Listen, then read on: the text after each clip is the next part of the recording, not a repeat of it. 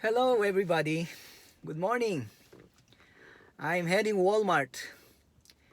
But before I go, I thought of sharing to you my experience with Angelite.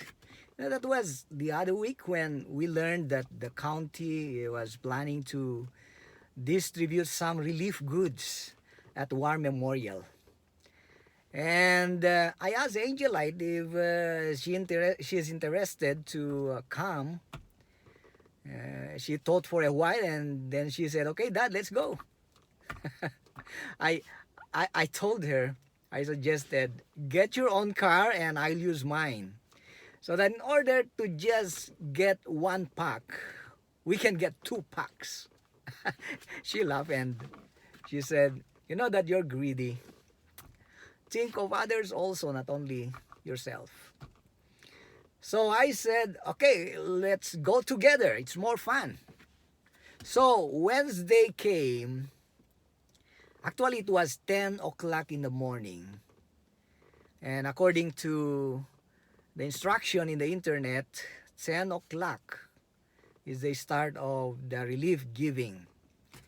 And cars will be lined up along Maui Beach Road.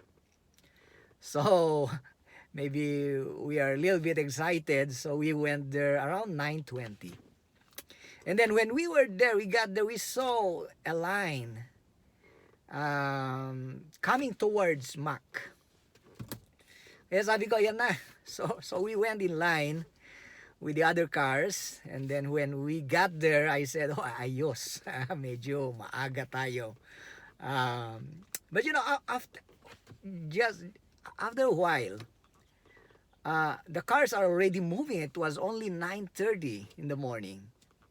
That's why Angelite was wondering, and she said, "Oh, maybe I'll just try to check. Maybe we are in at the wrong line."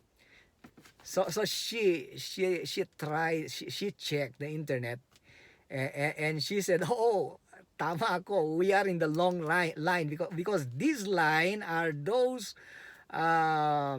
Because that morning was also a schedule of the drive-through. It's a free check-up for those who are interested to check if they have a virus or not, going to the Cupulani Park. So she said, "We are in the wrong line." Kaya sabi ko, sayang, 15 minutes. Nasayang.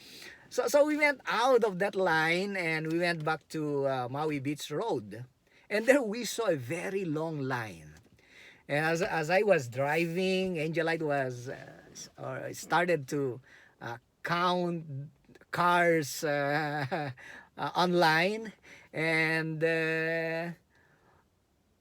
because according to the news, they prepared at least 600 packs. So we went all the way along Main Street, Wailuku. You imagine how long is that? Uh, uh, so finally we arrived there, and Angelite said, "Dad, we're safe because I only counted around 290 to 300 cars, and there are still other cars coming behind us." And exactly 10 o'clock, cars started to move. But before that, Angelite asked me if I wanted to, if I want to pee because Dr. D's clinic was just very close from us. But I said to her, I'm good. I'm good. So 10 o'clock, cars started to move in.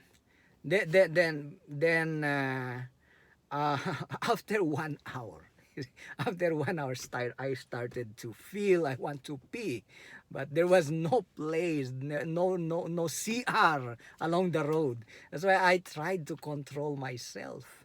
And another hour passed. It's already we already or we already spent 2 hours at the road, and the weather was becoming hotter. our AC is not working very well. That's why. But anyway, after 2 hours, we are getting there. Only it's only three cars ahead of us already. Just three cars, and we are going to enter the gate of the War Memorial Gymnasium. But you know, I wondered suddenly because I saw the gate was closed. And then the person guarding the gate, when we were there already, yeah, because I wondered those three cars went along, went all the way. I should say they went all the way. They were not able to enter the gate. And then when we passed by the gate, the person who was guarding the gate said to us, "No more, no more." Muntik akong napaihi. For more than 2 hours. It's already 12 o'clock past. It was so hot.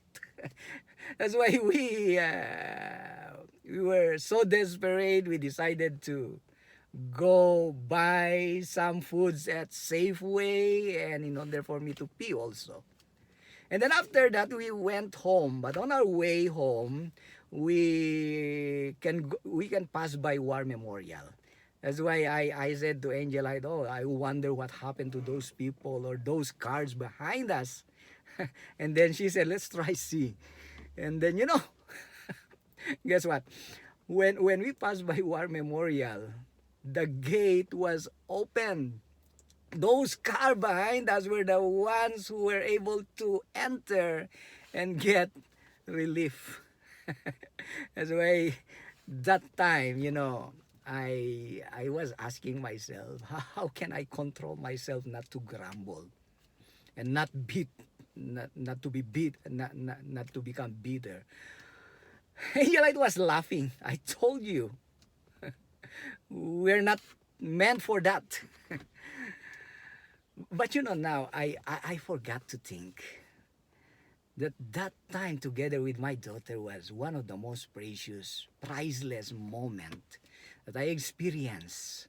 The time when we talked together, we shared together, we laughed together. That was priceless. For me, that's an incredible, unforgettable experience.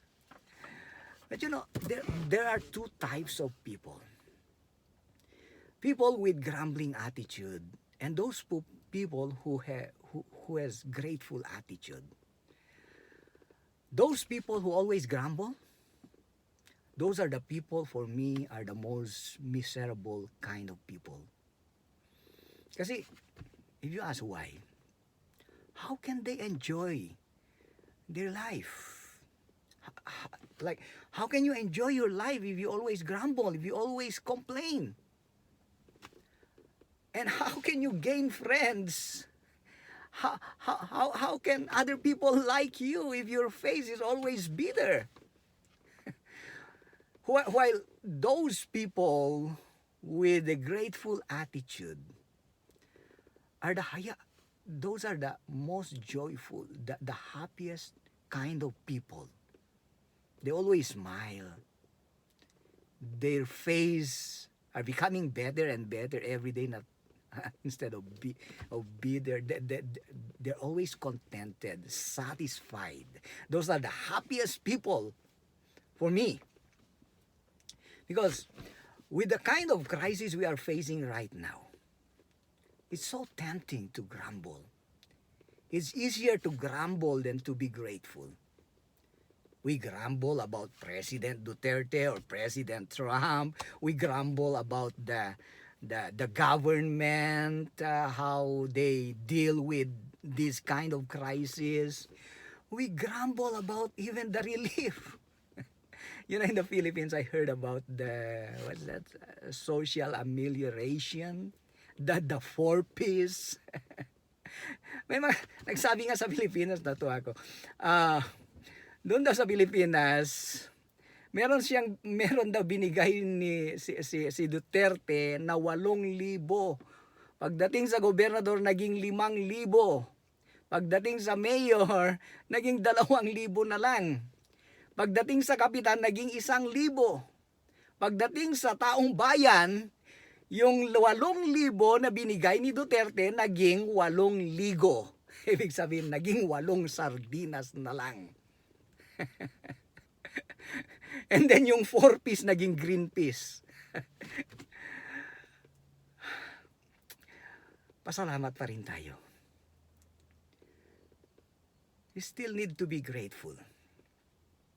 Kasi yung mga iba, walang natanggap. Hindi binigyan. Kaya, bakit? Sabi ko nga, tanong ko nga.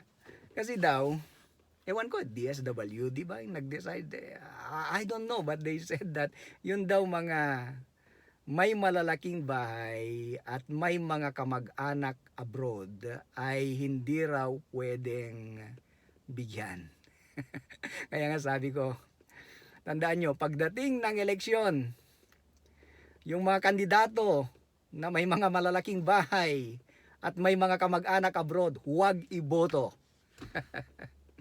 Meron pa nga nagko-complain na I read from the Facebook, sabi nila na nung panahon daw ng tukhang ay may pangalan sila. Pero pagdating ngayon na pagbibigay ng relief, wala kaming pangalan, sabi nila. You know what? That problem does not only happen in the Philippines. It happens the whole world. Even in America, even here in US. Actually, myself, I tried to apply for the what they call the unemployment insurance benefit, because there's even a good news, because there's an additional 600 a week, like that. That's why I'm excited. Also, somebody urged me to apply for that unemployment benefit 3 times. 3 times. And I tried to check the result. Denied. That's why Angelite was teasing me, and she was laughing the other day. She said, "But Dad, you're like Peter in the Bible. 3 times denied." Sabi niya. What are you talking about, Peter? Peter was the one who denied Jesus. He was not the one who was denied. He denied Jesus 3 times. It was Paul. It was Paul who was denied. He prayed earnestly 3 times, and 3 times he was denied. But God said to Peter, no, not Peter, Paul. God said to Paul, "My grace is sufficient for you." Kasi alam nyo mga kapatid, dito natin talagang masusubukan ng Diyos. At masusubukan yung kung gaano ba talaga katatag yung pananampalataya natin sa Kanya. Yung time na talagang walang-wala tayo. Doon natin ma-realize na wala pala tayong pwedeng maasahan o masandalan, kundi ang Diyos lamang. God is not the option. He is the only option we have in times like this. Dito natin masusubukan yung kung gaano, how faithful God is to His promises. Like for example, His promises, according to Apostle Paul, yung sabi niya na, "And my God will supply everything you need according to His riches in glory in Christ Jesus." Sabi niya, dito natin masusubukan totoo talaga, totoo ba talaga? And we discover that every day is a blessing. We cannot outgive God, my dear brothers and sisters. You know, just think of it, the air we breathe, the foods we eat, our family we love, everything. Sabi nga ni John, everything we have comes from, every good things we receive comes from above. Lahat ng natatanggap natin. Kaya si Apostle Paul, sabi niya doon sa 1 Thessalonians chapter 5 verse 18, di ba?